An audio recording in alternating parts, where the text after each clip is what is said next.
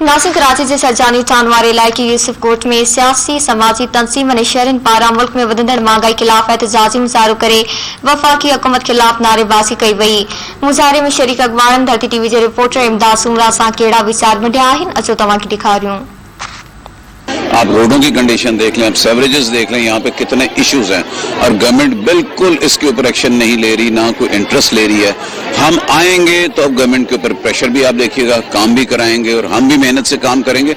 इससे डबल आपको क्राउड मिलेगा जो महंगाई के खिलाफ प्रोटेस्ट करेगा। हमारे आपने प्रोटेस्ट देखा होगा अगस्त में, मार्च में, मई में जो हम लोगों ने प्रोटेस्ट किए, जिसकी वजह से कुछ काम गवर्नमेंट को कुछ आवाज गई हमारी और बड़ी हमारे प्रोटेस्ट से मुर्तजा वहाब को हम लेके आए। तो इंशाल्लाह हमारे ऑफिस खोलने का ये मकसद है कि जो हम हेल्प कर सकें लोगों की, कुछ ना कुछ उम्मीद हम लेके आए हैं इनके लिए और इंशाल्लाह ताला हम उसको रिजॉल्व करेंगे। महंगाई का तूफान तो ऐसा है कि नागानी का तूफान भी नहीं होता। महंगाई ने हमारी कमर तोड़ दी है।